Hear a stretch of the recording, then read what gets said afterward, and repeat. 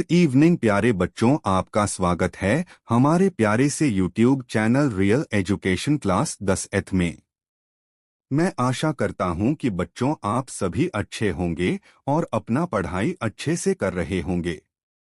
प्यारे बच्चों, आज हम लोग एक नई क्लास पढ़ेंगे जिसमें श्रम विभाजन और जाति प्रथा पाठ का फुल स्टोरी वीडियो कराया जाएगा। बच्चों, अब हम अपनी नई क्लास शुरू करते हैं। श्रम विभाजन और जाति प्रथा पाठ का सारांश। प्रस्तुत पाठ श्रम विभाजन और जाति प्रथा में लेखक ने जातीय आधार पर की जाने वाली असमानता के खिलाफ अपना विचार प्रकट किया है। लेखक का कहना है कि आज के परिवेश में भी कुछ लोग जातिवाद के कटु समर्थक हैं। उनके अनुसार कार्यकुशलता के लिए श्रम विभाजन आवश्यक है, क्योंकि जाति प्रथा श्रम विभाजन का ही दूसरा रूप है। लेकिन लेखक की आपत्ति है कि जातिवाद श्रम विभाजन के साथ साथ श्रमिक विभाजन का रूप लिए हुए है।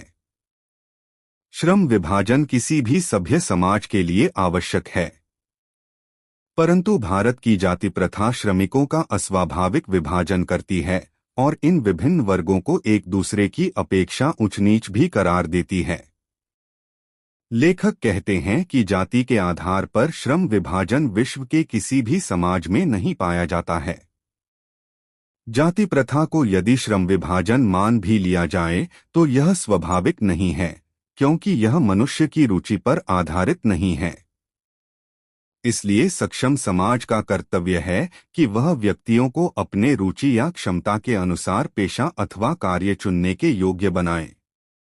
इस सिद्धांत के विपरीत जाति प्रथा का दूषित सिद्धांत यह है कि इससे मनुष्य के माता पिता के सामाजिक स्तर के अनुसार पेशा अपनाने के लिए मजबूर होना पड़ता है।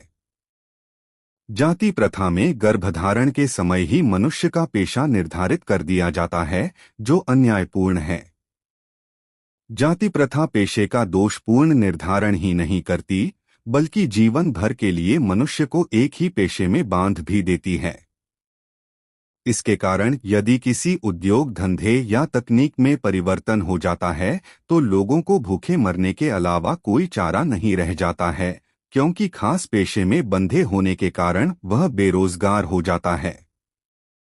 हिंदू धर्म की जाति प्रथा किसी भी व्यक्ति को उसका ऐसा पेशा चुनने की अनुमति नहीं देती है जो उसका पैतृक पेशा न हो, भले वह उसमें माहिर या पारंगत ही क्यों न हो। अर्थात आप किसी कार्य में कितना भी अच्छा होते हैं तो क्या हुआ, जाति प्रथा के अनुसार अपने पिता का ही पेशा अपनाना पड़ता है। लेखक कहते हैं कि भारत में पेशा परिवर्तन की अनुमति न होने के कारण बेरोजगारी होती है।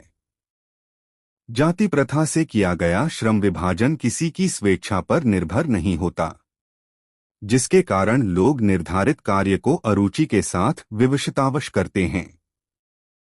इस प्रकार जाति प्रथा व्यक्ति की स्वाभाविक प्रेरणा, रुचि व आत्मशक्ति को दबाकर उन्हें स्वाभाविक नियमों में जकड़कर निष्क्रिय बना देती है।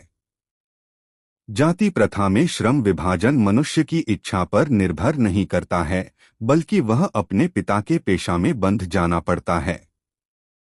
ऐसी स्थिति में जहां काम करने वाले का न दिल लगता है न दिमाग, कोई कुशलता भी प्राप्त नहीं की जा सकती है।